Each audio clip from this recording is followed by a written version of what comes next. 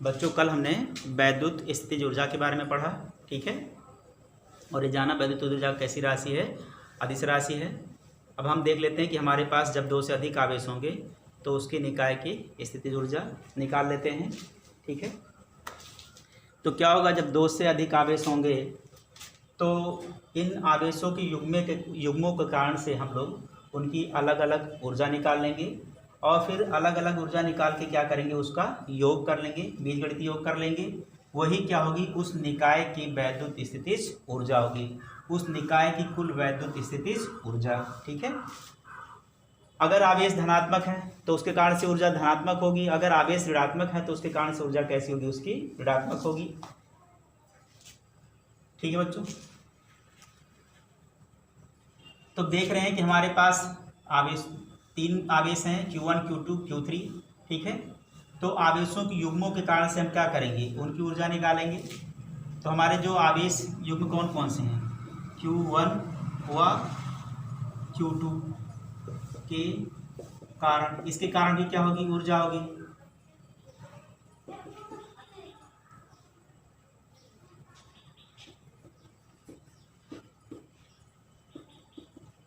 तो Q1 व Q2 के कारण से जो स्थितिज ऊर्जा है, मान लीजिए वो क्या है, U1 है, उसको हमने क्या नाम दे दिया, U1 नाम दे दिया। तो इस तरह से ये ऊर्जा हो गई Q1 व Q2 के कारण से। फार्मूला क्या होगा, 1/4 पाई एप्सिलॉन 0 हो जाएगा Q1 इंटू Q2, ठीक है। अपान दूरी होनी चाहिए, तो दूरी यहाँ से यहाँ तक की हमने इसका नाम दे दिया R12, ठीक है। ये दूरी हो गई R12। इसी तरह से एक युग्म आपका कौन सा होगा, Q1 व Q3 होगा, Q1 व माइनस Q3 के कारण, ठीक है। स्थितिज ऊर्जा ये क्या हो जाएगी, U2 हो जाएगी। इसे हम क्या बोलेंगे, 1/4 पाई एप्सिलॉन 0 Q1, और ये क्या हो जाएगा माइनस Q3 अपान क्या हो जाएगा, दूरी क्या हो जाएगी इसकी R13, ठीक है। इसी तरह से हम देख रहे हैं हमारे पास इसकी भी, इसके कारण से भी ऊर्जा होगी, Q2 और Q3 युग्म के कारण से, Q2 व माइनस Q3 के कारण, ठीक है। इसकी जो स्थितिज ऊर्जा होगी किससे लिख दे रहे हैं हम लोग, U3 से।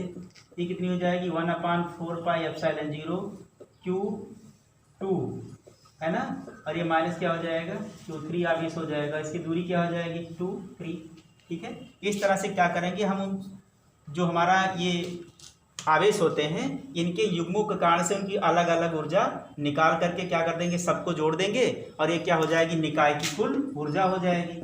इस तरह से क्या हम ज्ञात कर लेंगे, निकाय की कुल ऊर्जा।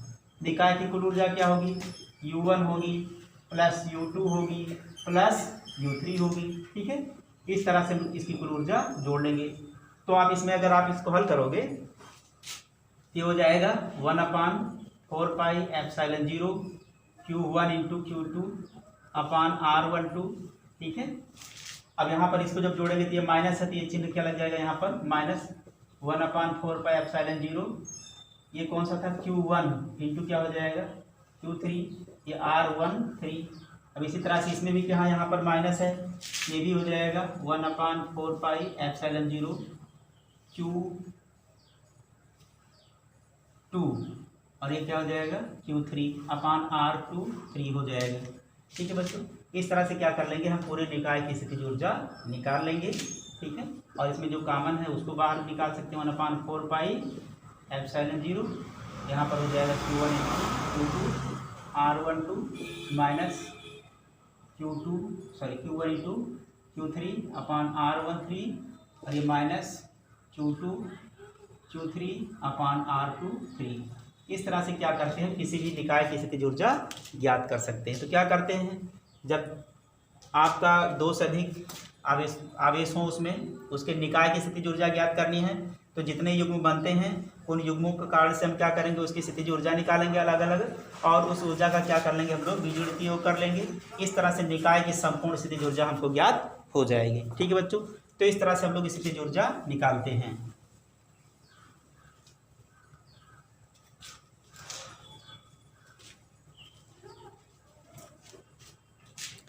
अब इसी पर बेस हम लोग कुछ एक आध न्यूमेरिकल देख लेते हैं, ठीक है।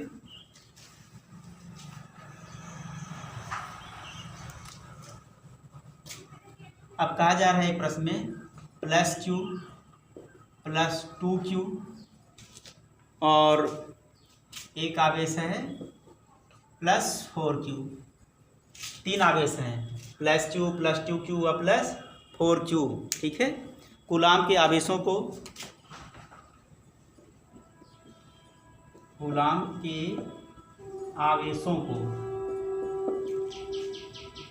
A मीटर भुजा वाले समबाहु त्रिभुज के कोनों पर रखने में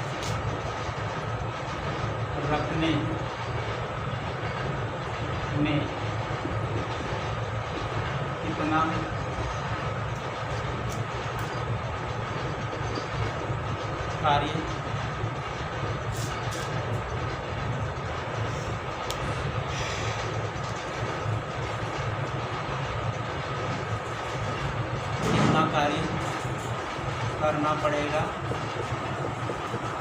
तथा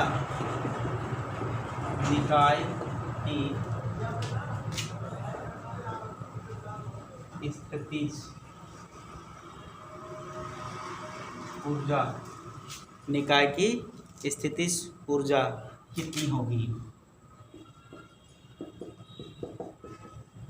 फिर से ध्यान से सुन लीजिए। +q + 2q + 4q कूलाम के आवेशों को A मीटर भुजा वाले समबाहु त्रिभुज के कोनों पर रखने पर कितना कार्य करना पड़ेगा तथा निकाय की स्थितिज ऊर्जा कितनी होगी। तो हमको पता है कि जितना हमें कार्य करना पड़ेगा वही निकाय की क्या है, स्थितिज ऊर्जा। जितना हमको कार्य करना पड़ा वही क्या है, निकाय की स्थितिज ऊर्जा होगी। यानी कि कार्य बराबर किसके हो जाएगा, जितना हमने कार्य किया वही क्या होगी, इसकी स्थितिज ऊर्जा हो जाएगी।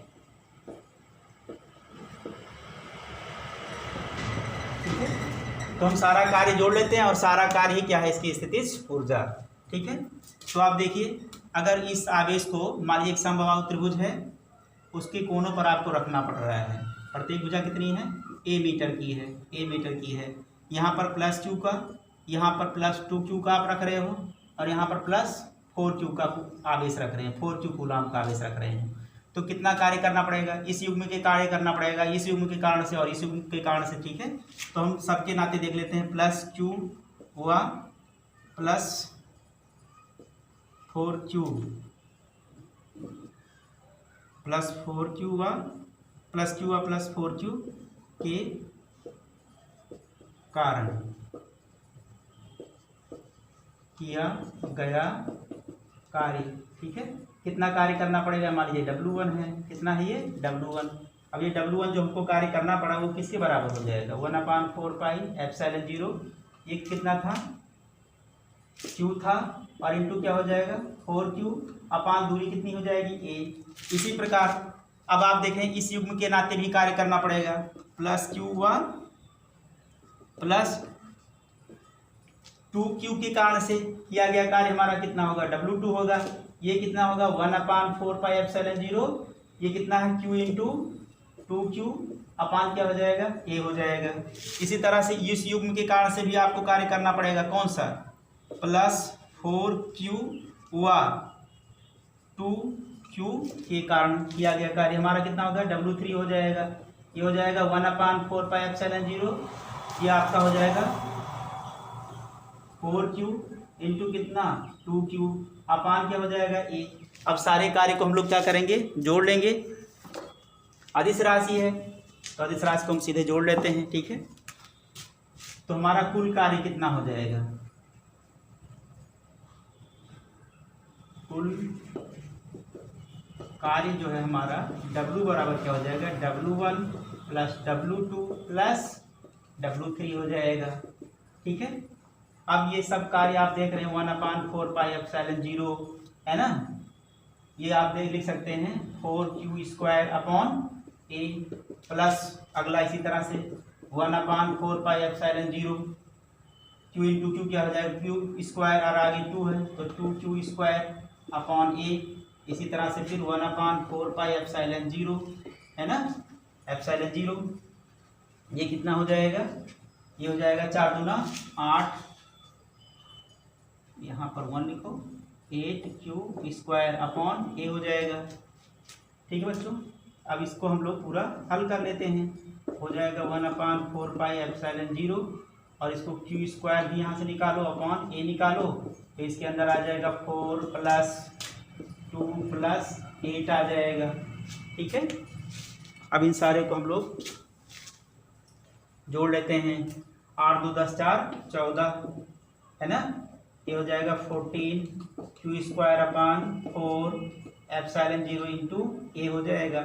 ठीक है, और यही किया गया कार्य क्या होता है, निकाय की स्थितिज ऊर्जा।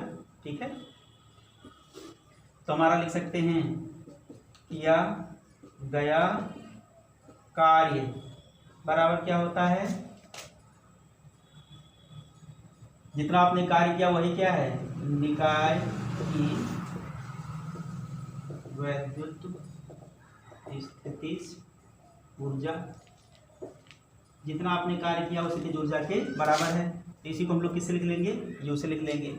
u बराबर ये हो जाएगा 14q² upon 4 pi epsilon 0 into a। ठीक है, तो इस तरह से हम लोग इसको हल कर लेते हैं। और 1/4 पाई एप्सिलॉन 0 का मान कितना होता है, 9 × 10 के घात 9। अब इसी तरह से अगर q का और कोई मान दिया होता है तो हम q का मान वो रख लेते हैं और हमारा आंसर हो जाता है। ठीक है बच्चों, तो इस तरह से हम सवाल को क्या करते हैं, हल करते हैं। जो भी दिया जाएगा आप, हाँ ठीक है, 3 आवेशों के कारण से या इससे अधिक आवेशों के कारण दिया जाए तो आप इस प्रकार के प्रश्नों को हल कर सकते हैं। तो अब आज की वीडियो में हम लोग इतना ही पढ़ेंगे। ठीक है बच्चों, और नेक्स्ट वीडियो में इससे संबंधित कुछ बातें हम लोग और करेंगे। तो आज के लिए इतना ही, धन्यवाद।